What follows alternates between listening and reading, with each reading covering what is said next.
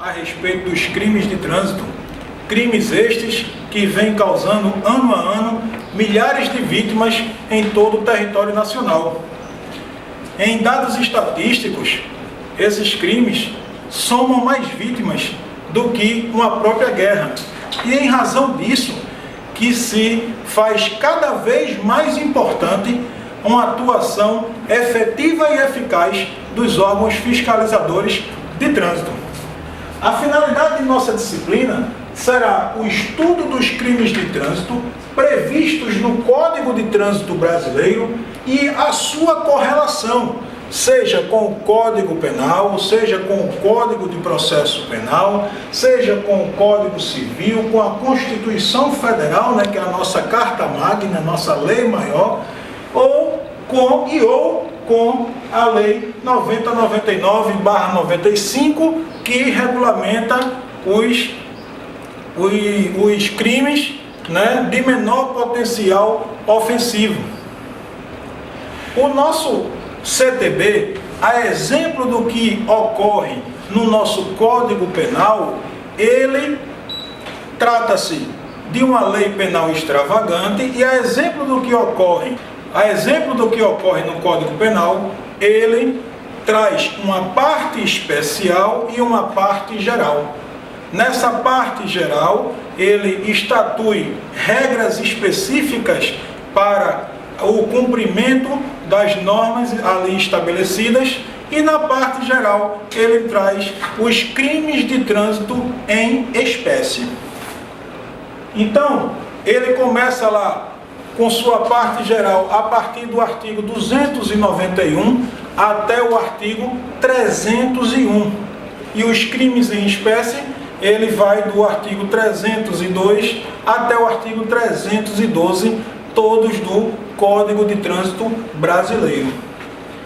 No início lá da parte geral, ele já nos traz a questão aí no artigo 291, que ele diz que aos crimes cometidos na direção de veículos automotores, previstos neste Código, aplicam-se as normas gerais do Código Penal e do Código de Processo Penal, se este capítulo não dispuser de modo diverso, bem como a Lei 9099, de 26 de setembro de 95, no que couber. O que isso quer dizer, pessoal? Em homenagem ao princípio da especificidade, ele está nos dizendo o seguinte: quando nos socorrermos do CTB para aplicar alguma norma, alguma penalidade acerca do cometimento de um crime de trânsito e não encontrarmos lá no Código de Trânsito Brasileiro norma nesse sentido, nós iremos utilizar o estabelecido no Código Penal, no Código de Processo Penal, certo? Bem como o estabelecido na Lei 9099.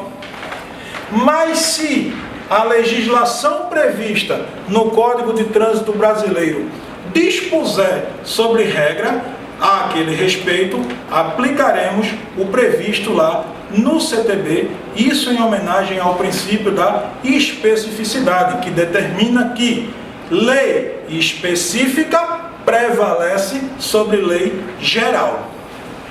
Continuando no parágrafo 1º do artigo 291 do CTB, ele nos traz aí que aplica-se aos crimes de trânsito de lesão corporal culposa, que nós veremos mais à frente que está previsto lá no artigo 303 do Código de Trânsito Brasileiro. Então, aos crimes de lesão corporal culposa, nós iremos aplicar o disposto nos artigos 74, 76 e 88 da Lei 9099 de 1995, exceto se o agente estiver.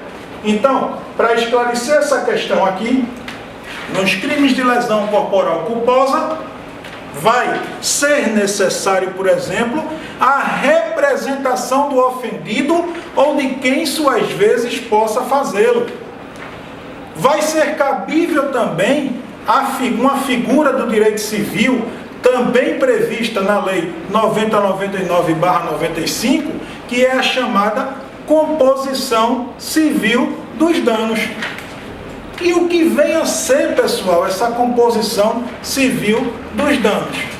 Nada mais é do que, uma vez reparados os danos sofridos pela vítima, inclusive através de valor pecuniário, e essa vítima aceitando, vai se afastar a aplicação do direito penal, vai se afastar a aplicação da parte criminal.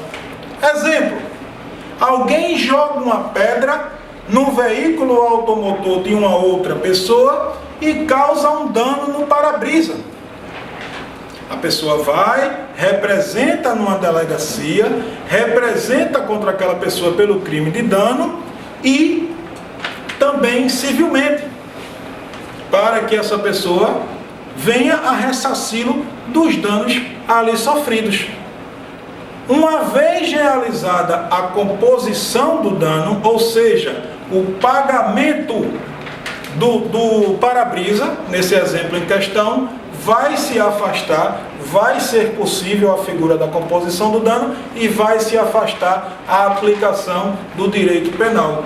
Isso, pessoal, em homenagem ao princípio da última ratio, ou seja, da última razão, como o direito penal ele é conhecido, como sendo o soldado de reserva. E o que isso quer dizer?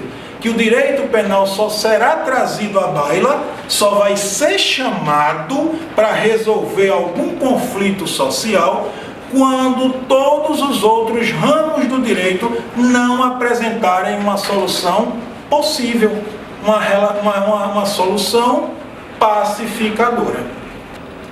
Mas existem exceções para que os artigos 74, 76 e 88 da Lei dos Juizados Especiais Cíveis e Criminais sejam aplicadas. E quais são elas? Então, teremos a aplicação desses dispositivos previstos na Lei 90/99, exceto se o agente estiver, primeiro, sob a influência de álcool ou qualquer outra substância psicoativa que determine dependência. Então, o indivíduo é, por exemplo, flagrado estando com a capacidade psicomotora alterada pela influência de álcool, não será possível a aplicação desses dispositivos legais. Então, pessoal, não vai ser em todo caso que os dispositivos previstos na Lei 90/99, a lei que estatui os juizados cíveis e criminais, que vai ser possível o cabimento dos artigos 74, 76 e 88 da citada lei. Existem exceções.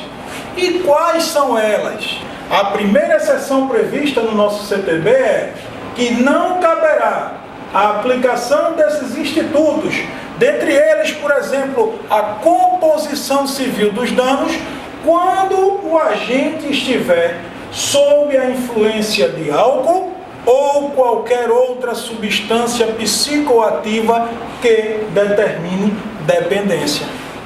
Então, se você está numa ocorrência policial, por exemplo, e o indivíduo é flagrado estando sob a influência de álcool e comete um outro crime de trânsito, por exemplo, de uma lesão corporal culposa, não será possível o cabimento de tais dispositivos.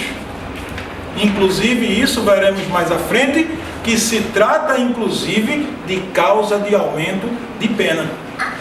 Uma outra exceção vai se dar quando o indivíduo estiver participando em via pública de corrida, disputa ou competição automobilística, de exibição ou demonstração de perícia em manobra de veículo automotor não autorizada pela autoridade competente. É o famoso racha, como nós estamos acostumados a se deparar com esse tipo de ocorrência. Uma vez flagrado o indivíduo nessas circunstâncias, não será possível a aplicação de tais dispositivos. Também não será possível aplicá-los quando o indivíduo estiver transitando em velocidade superior à máxima permitida para a via em 50 km por hora. A alteração recente lá do nosso CTB, né, através da Lei 13.546 de 2017, que passou a entrar em vigor, entrou em vigor em 19/4 de 2018, ele acresceu o parágrafo 4º no artigo 291, que preconiza o seguinte: o juiz fixará a pena base segundo as diretrizes previstas no artigo 59 do Decreto-Lei 2.848, de 7 de dezembro de 1940, né, o nosso Código Penal, dando especial atenção à culpabilidade do agente e às circunstâncias e consequências do crime. Então vejamos, pessoal, como foi dito no início, vai existir uma correlação entre os crimes estabelecidos no Código de Trânsito Brasileiro, certo? E as regras gerais estabelecidas no Código de Trânsito Brasileiro com legislações correlatas. Então veja que aqui ele já inova, né? É uma legislação recente, de 2017, ele inova trazendo aí a possibilidade da fixação da pena base se dá com base nos critérios estabelecidos lá no artigo 59 do Código Penal Brasileiro e levando-se em especial atenção dois pontos específicos, quais sejam a culpabilidade do agente e as circunstâncias e consequências desse crime. E lá, para que vocês conheçam a legislação, no Código Penal, no artigo 59, ele traz a seguinte redação. Ele diz que o juiz, atendendo à culpabilidade, aos antecedentes, à conduta social, à personalidade do agente, aos motivos, às circunstâncias e consequências do crime, bem como ao comportamento da vítima, estabelecerá, conforme seja necessário e suficiente para a reprovação e prevenção do crime, primeiro, as penas aplicáveis dentre as cominadas. Segundo, a quantidade de pena aplicável dentro dos limites previstos. Terceiro, o regime inicial de cumprimento da pena privativa de liberdade. E quarto, a substituição da pena privativa de liberdade aplicada por outra espécie de pena, se assim cabível. Então vejamos, pessoal, o que isso quer dizer? Quer dizer que o juiz ele terá parâmetros para se aferir a culpabilidade do agente, a participação da vítima naquele evento danoso, certo? A conduta social daquela pessoa. Isso para que se atendam a critérios de justiça, para que se atendam a critérios de razoabilidade, para que se atendam a critérios de proporcionalidade. Por isso, para cada delito, existe uma pena em abstrato, que vai variar, logicamente, de acordo com a reprovabilidade de cada conduta. Para isso existe o mínimo e existe o máximo de pena. Não seria justo, por exemplo, punir um indivíduo que pratique o crime de uma lesão corporal culposa, sem que ele esteja sob a influência de álcool, com o mesmo tanto de pena de um indivíduo que mistura álcool e direção de veículo automotor e, por consequência, vem a causar a lesão corporal em alguém. Seria algo não justo, seria algo desproporcional, seria algo irrazoável. Então, como falamos aí a questão da composição civil de danos, trazemos aí a letra da Lei 9099/95, que diz o seguinte: composição de danos civis. A composição dos danos civis será reduzida a escrito, ou seja, a termo.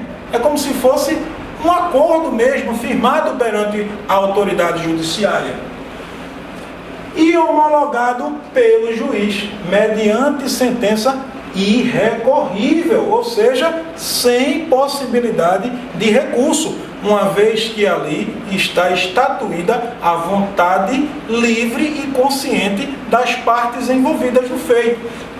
E terá eficácia de título a ser executado no juízo civil competente. E o que isso quer dizer, pessoal? Essa eficácia de título executivo ou a ser executado no juízo civil competente.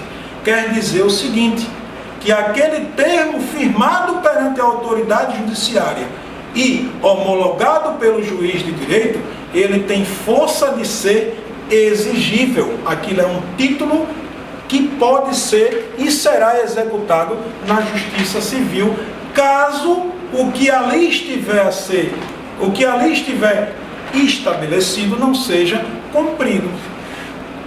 Já o parágrafo único do artigo 74, ele diz: tratando-se de ação penal de iniciativa privada ou de ação penal pública condicionada à representação, o acordo homologado acarreta a renúncia ao direito de queixa ou representação. E aqui eu queria fazer um contraponto, para que traga-se mais um pouco de conhecimento a respeito. A queixa, pessoal, é uma peça privativa de advogado para os crimes de ação penal de iniciativa privada. Então, não se confunde essa queixa a que a lei se refere com a queixa que nós chamamos de maneira errônea quando é prestada na delegacia. Aquele boletim de ocorrência que é chamado erroneamente de queixa, ele na verdade trata-se de uma notícia crimes. E o que isso quer dizer? A notícia crimes é você levar ao conhecimento da autoridade competente para apurar, promover ação penal, certo? E posteriormente, havendo culpabilidade, existir a punição criminal daquela pessoa, é você dar conhecimento do cometimento de um crime ou contravenção penal. Então, aqui, tratando-se de qualquer dessas duas situações, certo? Excetuando-se a ação penal pública incondicionada, quando for uma ação de iniciativa privada ou que ela seja mediante representação, esteja condicionada à representação do ofendido, uma vez firmada a composição penal, como disse anteriormente, vai se afastar a aplicação do direito penal. De que maneira, pessoal? Aqui, acarretando em renúncia ao direito de queixa ou de representação. No artigo 75 da mesma lei, da 90 a 99, ela traz a seguinte redação: não obtida a composição dos danos civis, será dada imediatamente ao ofendido a oportunidade de exercer o direito de representação verbal, que também será reduzida a termo. Ou seja, não se obteve sucesso em executar ali a questão da composição civil, possível será dado ali ao ofendido a possibilidade reduzida a termo, um documento que ele vai assinar, representando ali verbalmente em desfavor daquela outra pessoa. O parágrafo único traz o seguinte: de que o não oferecimento da representação na audiência preliminar não implica em decadência do direito, que poderá ser exercido no prazo previsto em lei. Ou seja, uma vez naquele momento a pessoa não representa, isso não significa dizer que ela perdeu o direito de representar. Ela poderá fazê-lo em momento posterior, antes que ocorra a decadência nos prazos previstos em lei. O artigo 76 da Lei 90/99 também continua aí a questão da transação penal, né? Ele diz: havendo representação ou tratando-se de crime de ação penal pública incondicionada, vejam que aqui ela já difere do anteriormente estabelecido. Lá ele nos trazia a figura da ação penal privada e da ação penal condicionada à representação. Aqui ele já traz a figura da ação penal pública incondicionada. E o que isso quer dizer, pessoal? Quer dizer que aqui, nesse tipo de ação, o Estado tem interesse de promover a ação penal independentemente da vontade do ofendido ou de quem suas vezes possa fazê-lo. E ele continua dizendo: não sendo caso de arquivamento, o Ministério Público poderá propor a aplicação imediata de pena restritiva de direitos ou multas a ser especificada na proposta. Então aqui é uma transação penal que aquela pessoa fará com o Ministério Público. E aí ele vai poder transacionar sempre que cometer um delito de trânsito, por exemplo? Claro que não. Existirão requisitos para isso. Dentre outros, que nos próximos 5 anos, uma vez feita a transação penal, ele não poderá transacionar novamente. E por fim, o artigo 88, que versa sobre a questão da representação nos crimes de lesão corporal, o que é uma grande dúvida do nosso efetivo quando da realização de boletins de acidente de trânsito. E o artigo 88, ele traz a seguinte redação: além das hipóteses previstas no Código Penal e da legislação especial, dependerá de representação a ação penal relativa aos crimes de lesões corporais leves e lesões culposas, certo? Então, as lesões de natureza leve e as lesões de natureza culposa, para que o Estado possa promover a ação penal, para que você, policial que esteja lá no terreno, possa fazer, por exemplo, uma condução coercitiva à delegacia, faz-se necessário que haja a manifestação do ofendido ou de quem suas vezes possa fazê-lo, manifestando o desejo de representar contra aquela pessoa, manifestando o desejo de se ver processar aquela pessoa. E se ela, lá na ponta da linha, lá no acidente, no momento do fato, chegue e naquele momento ela diga: não quero representar, decaiu esse direito? Não. Ela vai poder exercê-lo de maneira posterior, nos prazos estabelecidos em lei. E aqui eu deixo apenas uma ressalva para os senhores quando estiverem lá na ponta da linha. Muitas vezes, na ponta da lança, né, como nós dizemos, muitas vezes fica difícil nós termos informações a respeito do grau de lesividade daquela lesão. Por quê? Porque muitas vezes, um acidente de trânsito, ele não acarreta apenas um arranhão, não acarreta apenas um hematoma, uma equimose. Existem lesões internas, por exemplo, que podem ser constatadas posteriormente através de exame pericial específico.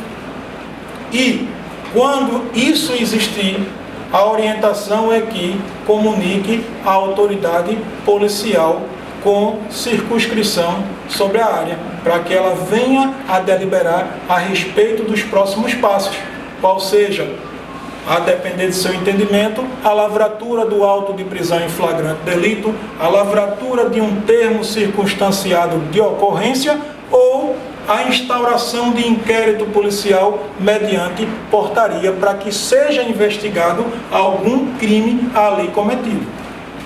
E com relação à parte geral, para finalizarmos esse nosso primeiro módulo, temos as seguintes observações finais. Os crimes em espécie, eles estão elencados entre os artigos 302 e 312 do CTB. Como dito anteriormente, do artigo 291 ao artigo 301, nós vamos ter regras de aplicação dos crimes de trânsito, né? São as regras de aplicabilidade, é a parte geral, a exemplo do que acontece lá no nosso Código Penal. Ao crime do artigo 302, não se aplicará as disposições da Lei 9099/95, vez que ele tem a pena fixada de 2 a 4 anos de detenção. E que crime é esse, pessoal? É a da prática de homicídio culposo na direção de veículo automotor. A pena, ela vai de 2 a 4 anos de detenção, logo afasta-se a possibilidade de enxergar esse delito como sendo um delito de menor potencial ofensivo, que é o que está estatuído na Lei 90/99, que traz como redação que crime de menor potencial ofensivo são todos os crimes em que a lei penal estabelece pena máxima não superior a 2 anos e todas as contravenções penais. E aos crimes capitulados nos artigos 306 e 308, se aplica o artigo 89 da Lei 9099/95, visto que eles têm também aí as penas de 6 meses a 3 anos de detenção, também não sendo possível aplicar aqui a questão do TCO, né? Aqui será lavrado um auto de prisão em flagrante delito e pelo tanto de pena que é inferior a 4 anos, existirá a possibilidade de fiança arbitrada pela autoridade policial.